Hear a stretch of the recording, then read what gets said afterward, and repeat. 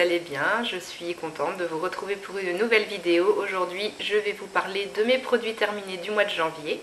Je démarre l'année plutôt tranquillement avec 8 produits dans ma petite boîte. Donc je vais tout de suite vous donner mon avis après les avoir utilisés jusqu'à la dernière goutte. Et je ne change pas mes petites habitudes, je commence avec tout ce qui va concerner le corps. Donc tout d'abord une petite crème pour les mains de chez Yves Rocher. C'était la collection B Délicieuse de Noël 2022. Donc j'avais juste 2 ans de retard pour utiliser ce petit tube de crème, mais bon, quand on a beaucoup de stock, c'est comme ça. Ça, c'est un cadeau que j'avais reçu au travail, justement, à Noël 2022. Et j'ai beaucoup aimé déjà le packaging de cette crème pour les mains, ce petit tube coloré, girly. Franchement, il est très très beau. L'odeur de cette crème pour les mains était très sympa aussi. Une odeur de baie assez gourmande et sucrée, mais pas trop. C'est pas non plus trop fort ni entêtant. Donc franchement j'ai beaucoup aimé et c'est une petite crème d'entretien pour les mains qui était vraiment sympa. J'avais commencé à m'en servir à l'automne quand mes mains commençaient à redevenir un tout petit peu sèches avec le froid qui arrivait.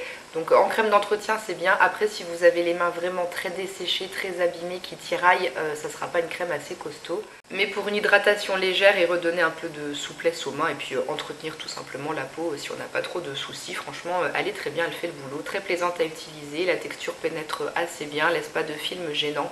Donc voilà, c'est une petite crème basique. Les crèmes Yves Rocher en général, elles sont sympas, les odeurs sont cool. Donc je ne pourrais pas racheter cette senteur-là en particulier, mais je peux sans souci être susceptible de racheter une crème pour les mains chez Yves Rocher. Autre produit pour le corps, c'est une eau de parfum de la marque Calvin Klein. C'était l'eau de parfum Downtown. Je ne sais pas si vous arriverez à lire. Alors ça c'est un très vieux parfum qui je crois n'est plus commercialisé. C'était un cadeau aussi que j'avais reçu à Noël, attention, 2013.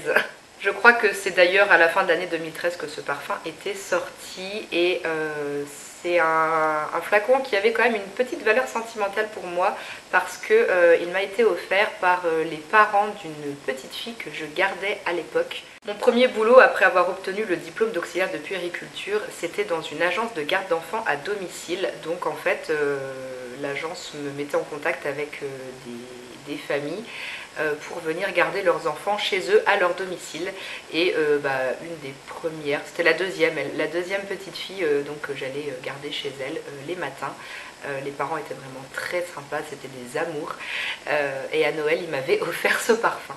Et je me souviens que la maman m'avait expliqué qu'elle avait été chez Sephora et qu'elle avait demandé à une vendeuse un parfum qui correspondrait à une fille toute gentille, toute douce.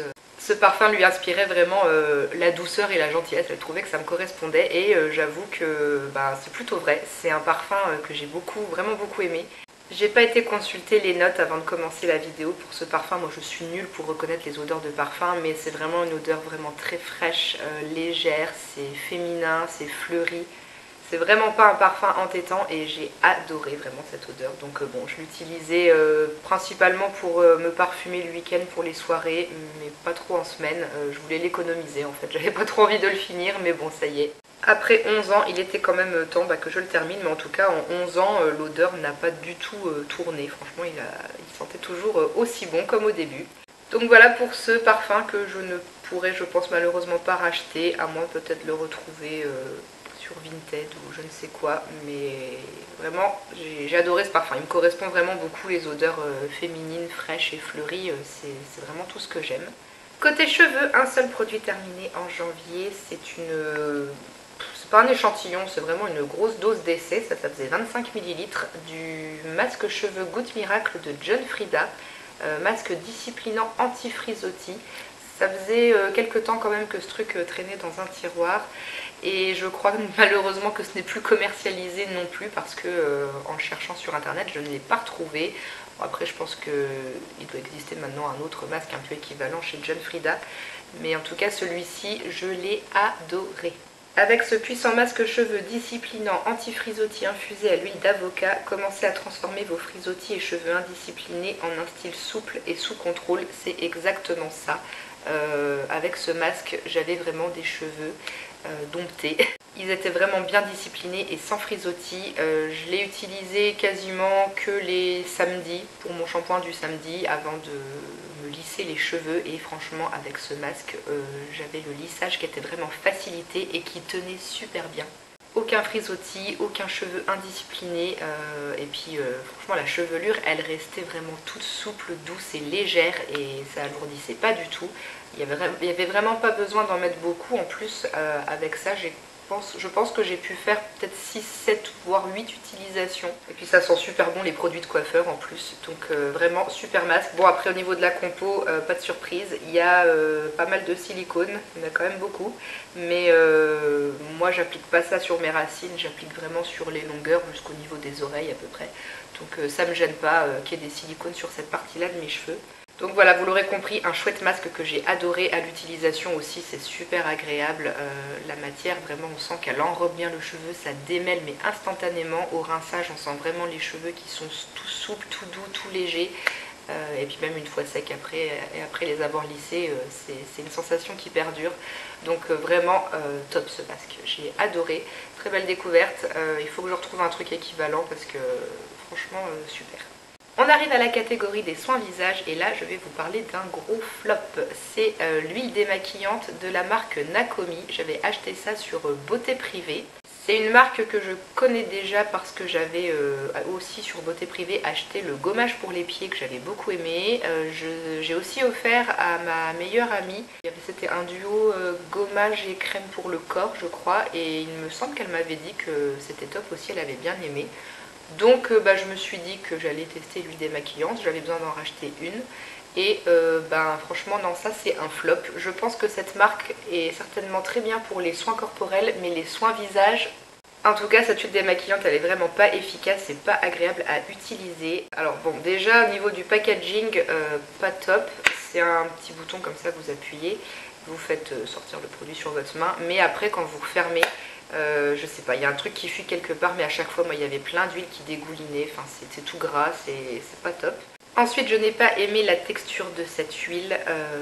Quand on la masse sur le visage avec les doigts, et ben moi, j'ai trouvé qu'elle accrochait sur ma peau, que ça se déplaçait pas. J'avais pas du tout la sensation de décoller mon maquillage. Et au rinçage avec l'eau, j'ai tout essayé, eau froide, eau chaude, non, ça ne s'émulsionne pas. J'avais la sensation que l'huile restait accrochée sur ma peau et ne partait pas. Donc bon, avec l'utilisation après de mon nettoyant et de mon éponge Conjac, ça finissait quand même par éliminer le truc, mais juste avec de l'eau, ça ne s'émulsionne pas. Et je suis en train de lire derrière le mode d'emploi. J'avais pas vu, eux ils disent d'appliquer l'huile sur le visage, masser doucement et ensuite tremper un chiffon de bambou avec de l'eau tiède, mettez-le sur votre visage et ensuite en utilisant le chiffon, enlevez tout le maquillage restant. Bon du coup moi j'ai pas testé cette méthode, j'avais pas vu en même temps, mais non franchement une huile démaquillante qui s'émulsionne pas un minimum avec de l'eau c'est vraiment pas top, il en existe vraiment des meilleurs que ça. Donc non, cette huile démaquillante, pas un succès, je ne la rachèterai pas. Ensuite j'ai utilisé une autre huile démaquillante, là c'est un échantillon, c'est l'huile démaquillante douceur de la marque Peggy Sage. J'ai pu faire 3 utilisations avec cet échantillon, il n'y a pas besoin d'en mettre beaucoup et celle-ci par contre elle m'a laissé une bonne impression. J'ai préféré par rapport à la précédente. Là quand je la massais sur ma peau, je sentais vraiment l'huile qui se déplaçait en même temps que mes mouvements de doigts et je sentais que ça décollait quelque chose quoi. Au rinçage pareil, j'avais pas la sensation que l'huile restait accrochée sur ma peau. Donc voilà, ça m'a laissé une bonne impression cette huile. Je pense que je vais la garder dans un petit coin de ma tête. Et puis quand j'aurai besoin de racheter une huile démaquillante, pourquoi pas me diriger vers celle-ci. Dernier produit pour les soins visage de la marque Nuxe, j'ai terminé la gelée purifiante micro-exfoliante, usage quotidien dans la gamme Aquabella, c'est pour les peaux mixtes, élimine l'excès de sébum, gomme les irrégularités. Alors, une gelée micro-exfoliante, usage quotidien, j'avoue que bon, c'est quand même pas conseillé et pas top de se gommer le visage tous les jours, surtout qu'en plus c'est un gommage mécanique, là il y a vraiment des petits grains. Microbie exfoliante naturelle qui nettoie en profondeur sans dessécher et lisse le grain de peau. La peau est nette, fraîche et plus lumineuse. Bon, moi j'ai pas utilisé ça tous les jours parce que c'est vraiment pas conseillé hein, de s'exfolier comme ça le visage tous les jours, c'est quand même assez agressif. Donc moi en fait ce que je faisais avec ce produit, parce que bon c'est quand même une exfoliation qui est assez légère, quand vous prenez la texture de ce produit, il n'y a pas une multitude de grains, c'est vraiment quelques grains par-ci qui se baladent dans une texture de gelée. Donc c'est quand même un gommage un peu plus soft on va dire, mais en fait moi ce que je faisais du coup c'est que je l'utilisais en milieu de semaine. En général le mardi soir je faisais un vrai gommage un peu plus poussé le vendredi soir, et puis le mardi j'utilisais ce produit là pour refaire une petite exfoliation entre deux vrais gommages. Et en faisant comme ça, bah, ma foi c'était une plutôt bonne routine, je trouve c'était pas mal. Même s'il n'y a pas beaucoup de grains, on sent quand même que ça gratouille un petit peu la peau, donc ça permet une petite exfoliation assez légère, c'est pas agressif, j'ai jamais eu de problème de peau qui tiraille ou qui est toute rouge après la douche avec ce produit. Il est agréable à utiliser, ça mousse aussi un petit peu légèrement, ça sent bon, c'est une odeur vraiment très fraîche, donc voilà. Bon, après je pense qu'on peut aussi l'utiliser si on veut juste en simple gommage une fois par semaine, ou une à deux fois par semaine si on a la peau un petit peu sensible mais qu'on a quand même envie d'utiliser un gommage mécanique. Il est pas mal, ça fait le boulot, c'est bien, puis c'est une grosse contenance de 150 ml, donc pour un gommage visage ça dure très longtemps. Je sais pas si je rachèterai. J'ai plein d'autres gommages pour l'instant de toute façon en stock à utiliser. Après c'est des produits que j'aime bien tester aussi, donc je pense pas que je le rachèterai. Peut-être dans un futur lointain si ça existe toujours, on verra bien. Je garde la référence dans un coin de ma tête mais ça sera pas pour tout de suite en tout cas si je dois le racheter. On arrive à la dernière catégorie, le maquillage. J'ai deux produits. J'ai fini un mascara de la regrettée marque The Body Shop. Je suis vraiment trop triste que cette marque ait cessé son activité en France. Donc là c'était le mascara Happy Go Lash dans un joli petit tube rose pâle avec des petites feuilles vertes. Un mascara noir que j'ai beaucoup aimé. La brosse était vraiment très basique, c'est une brosse en poils toute simple, pas de forme particulière. Les poils sont plutôt courts on va dire, mais la brosse était vraiment bien chargée de matière, le noir était super intense, ça j'ai beaucoup aimé. Et puis pour mes cils, franchement ça apportait tout ce que je cherche, sans en faire non plus des caisses, mais ça donnait vraiment juste le volume, la courbure et l'allongement qu'il faut. Ça faisait vraiment des jolis cils, j'ai beaucoup aimé. Je pouvais très bien l'utiliser que pour mes maquillages de la semaine au boulot ou pour les maquillages de sortie le week-end. Franchement il faisait très bien son travail, la tenue était bonne aussi, j'ai jamais eu de problème de mascara qui coule ou qui s'effrite. Par contre au démaquillage, si vous n'avez pas un bon biphasé bien costaud, ça peut être un petit peu tenace et puis on peut avoir un peu de mal à le démaquiller. Mais franchement très bon mascara. J'ai beaucoup aimé, c'est dommage que la marque n'existe plus parce que j'aurais pu le racheter sans souci. Et je termine avec un produit qui ne ressemble vraiment plus à rien, le packaging est dans un état lamentable. C'était un anti-cerne, un correcteur plutôt, de la marque The Balm, le Time Balm. Je l'avais dans la teinte light clair et c'est le deuxième petit pot de ce concealer que je termine. Je l'avais déjà utilisé il y a des années et celui-ci ça faisait aussi des années qu'il était entamé. Mais pour un correcteur c'est vraiment une grosse contenance, hein. Le petit pot était vraiment rempli de produits et comme c'est juste un correcteur que je mettais localement sur mes boutons, il n'y en a vraiment pas besoin de beaucoup. Du coup ça m'a duré mais des années. Et je l'avais entamé avant le Covid hein, ce truc, donc voilà. Par contre le packaging en plastique est complètement pourri. J'avais eu le même problème avec l'ancien. Quand vous voulez le refermer, si vous forcez un petit peu trop, bah, le truc se pète dans tous les sens. Donc moi j'ai essayé de remettre du scotch pour essayer de faire tenir. Enfin bref, à la fin le truc fermait plus du tout. Mais sinon au niveau de l'efficacité de ce correcteur, bah moi c'est un produit que j'ai bien aimé. De toute façon si je l'avais racheté, que c'était mon deuxième pot, c'était pas pour rien. Bon je crois qu'il n'existe plus maintenant, je sais même pas si on peut encore trouver la marque The Balm quelque part. J'en sais rien du tout. Mais ce petit correcteur vraiment moi pour camoufler les petites rougeurs, les petites marques de boutons, d'imperfections, il était vraiment pas mal. C'était une bonne couvrance. Je trouve qu'il marquait pas trop non plus si c'était des boutons que vous aviez touchés puis que ça faisait un peu une croûte ou des sécheresses. Ça marquait pas trop je trouvais. Donc franchement c'était un bon produit avec une assez bonne tenue aussi, moi j'ai beaucoup aimé. Ça faisait vraiment bien le boulot pour ça. Après pour ce qui est d'utiliser en tant qu'anti-cerne, moi je l'ai pas fait. Mais il me semble qu'avec le tout premier pot que j'avais, Il me semble que j'avais déjà dû tester de le mettre sur mon contour de l'œil. Alors à l'époque j'étais jeune. Donc sur un contour de l'œil encore jeune, ce style de correcteur un peu solide, ça va, ça marque pas et tout. Maintenant je pense que je serais plus réticente à utiliser ça sur mon contour de l'œil qui vieillit un petit peu.